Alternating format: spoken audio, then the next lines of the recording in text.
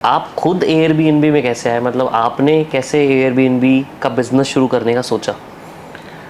देखिए 2016 में मुझे लगा कि एक पैसिव इनकम जो बहुत ट्रेंडिंग वर्ड है आजकल, ऐसा कुछ एक पैसिव इनकम स्ट्रीम बनाया जाए।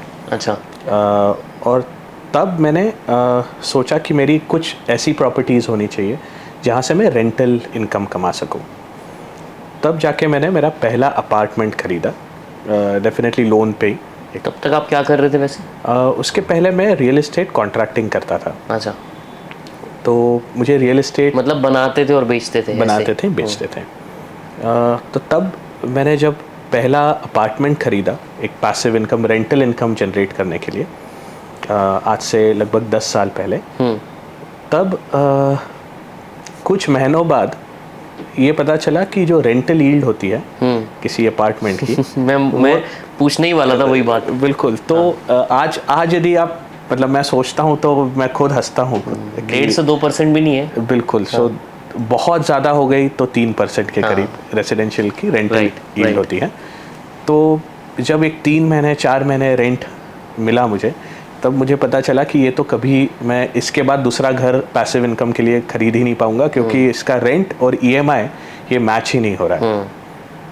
यूएस में चल जाता है क्योंकि वहाँ पे आपका interest rate is very low और आपका जो रेंटल यील्ड इज़ हाई।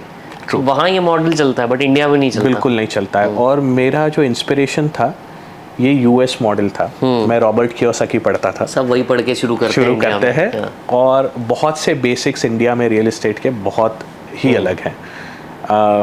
जब ये 3 महीने में रियलाइजेशन हुआ कि ये तो मॉडल स्केल छोड़िए, एग्जिस्टिंग इटसेल्फ मतलब चला नहीं सकते हो आप, क्योंकि आप ईएमआई ही नहीं मैच कर पा रहे हो। तब जाके मैंने रिसर्च करना शुरू किया कि मैं कैसी यील्ड इसकी बढ़ा सकता हूँ, रेंटल यील्ड। तब जाके एयरबीएनबी तब काफ़ी नया था इंडिया में। 2016 की बात है। 2016 जी। और तब जाके मुझे पता चला कि मैं अपने अपार्टमेंट्स ये शॉर्ट टर्म के लिए दे सकता हूँ इंस्टेड ऑफ लॉन्ग टर्म, और इससे मेरी रेंटल यील्ड बढ़ सकती है। Just to give it a try, मैंने अपनी प्रॉपर्टी जो फर्निश्ड प्रॉपर्टी थी उसको एयरबीएनबी पे लिस्ट किया। वही सेम फ्लैट लिस्ट किया, और मुझे लिस्ट करने के एक हफ्ते में ही मेरे पूरी ईएमआई की कॉस्ट निकल गई। अच्छा, कितने दिन में? एक हफ्ते के अंदर। एक हफ्ते की duration versus normal rental 1 month का था जी। तो 1/4 की ड्यूरेशन में आपका पूरा ईएमआई कवर हो गया। और उससे मुझे कॉन्फिडेंस आया कि कुछ एयरबीएनबी नाम से कोई चीज़ है जो शायद यहाँ भी काम करेगी। और but it was too early for me कि करके देखते हैं और कि ये सही में इतने दिन चलता है क्या। तो इसलिए मैंने वो जो पहला अपार्टमेंट है उसको 6 महीने तक एयरबीएनबी पे रन किया। और तब मुझे पता चला कि दिस मॉडल वर्क्स। और उसमें जो रेंटल यील्ड थी मेरी, मतलब जो आरओआई था उस प्रॉपर्टी का, वो लगभग 3x बढ़ गया एक ट्रेडिशनल रेंटेड अपार्टमेंट से। मतलब 6 to 8% हो गया, 8-9% तक रीच हो गया। जब ये कंसिस्टेंटली कितनी ऑक्यूपेंसी पे? ये लगभग 80% ऑक्यूपेंसी पे। अगर आपका 80% through out the year occupied था तो आप 9% रिटर्न बना रहे थे। बना सकते हैं। प्रॉपर्टी एप्रिसिएशन अलग है अभी, ये अलग है। एप्रिसिएशन सिर्फ रेंटल यील्ड की बात कर रहे हैं। इसमें से ऑफ कोर्स इसमें भी खर्चे होते हैं, आपके इलेक्ट्रिसिटी बिल्स होते हैं, प्रॉपर्टी टैक्सेस होते हैं, सारी चीज़ें होती है। जब ये पता चल गया कि 8 से 9% प्रॉपर्टी रेसिडेंशियल प्रॉपर्टी दे पा रही है, तब मैंने दूसरी प्रॉपर्टी उसी बिल्डिंग में खरीदी। अच्छा। वो भी ईएमआई पे। वर्सेस 6 महीने पहले मैं सोच रहा था कि this can not be scaled, और मैं was trying to resell the property. मैंने दूसरी प्रॉपर्टी खरीदी और वो भी मैंने एयरबीएनबी पे लिस्ट की, और that also started taking care of my EMIs of that particular property. और just like any other you know a newly started business, मुझे लगा I have found a jackpot. ये तो जैकपॉट लग गया है, ये दुनिया में लॉटरी लग गई, ये किसी को पता कैसे नहीं है अभी तक।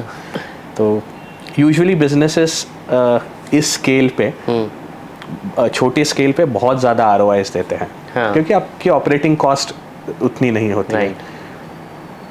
2 फ्लैट्स चलाए, 2 से फिर मुझे लगा कि और बड़ा लिया जाए। और क्या एवरेज बाइंग था उस फ्लैट का उस टाइम पे? 2016 में लगभग एक 2 बेडरूम अपार्टमेंट लगभग 50-55 लाख में मिलता। कौन से एरिया में ले रहे थे आप? बैंगलोर के व्हाइटफील्ड एरिया में। ओके। और अभी आज की रेट में सेम प्रॉपर्टी का रेट क्या होगा, सेम फ्लैट का? आज के दिन होगा 1 करोड़ 1.25 करोड़ के करीब। अच्छा। लगभग 10 साल में दुगना तो हुआ ही होगा। बट जब मैंने एक्सपांड करना शुरू किया बिजनेस, तब उसके जो ऑपरेशनल चैलेंजेस है, जैसे मैंने 2 फ्लैट तो शुरू कर दिए जब सब सही चल रहा था, बट जब उससे ज़्यादा फ्लैट्स लेने की मैंने कोशिश की उसी अपार्टमेंट में, तब जो एक ऑब्वियस पड़ोसियों का जो कंसर्न होता है एयरबीएनबीज़ की, ये कमर्शियल ऑपरेशन है, आप कमर्शियल नहीं चला सकते हैं, सोसाइटी वाले ऑब्जेक्शन होते हैं, तो ऑफ कोर्स वो आना शुरू हुए हैं। और एक बिज़नेस ओनर का मैं हमेशा बिलीव करता हूँ, एक बिज़नेस ओनर का काम किसी से लड़ना या अपनी बात मनाना नहीं होता, उसका काम अपना बिजनेस करना होता है। तो जब मुझे ये पता चला कि ये रेजिस्टेंस है, तब मैंने जो और एयरबीएनबी ओनर्स थे बैंगलोर में या मुंबई में, उनसे जाके मैंने बात की कि how do you handle this property, और तब मुझे पता दिस सिचुएशन, और तब मुझे पता चला कि ये बहुत कॉमन प्रॉब्लम है कि जब आप कोई भी पेइंग गेस्ट अकोमोडेशन या गेस्ट हाउस या एयरबीएनबीज़ या गेटेड सोसाइटीज़ में, रेजिडेंशियल सोसाइटीज़ में चलाते हैं, तब आपके पड़ोसी ऑब्जेक्ट करते हैं इसमें। तब मैंने डिसाइड किया कि ये बिज़नेस मॉडल सही है, बट ये ऐसे स्केल नहीं होगा।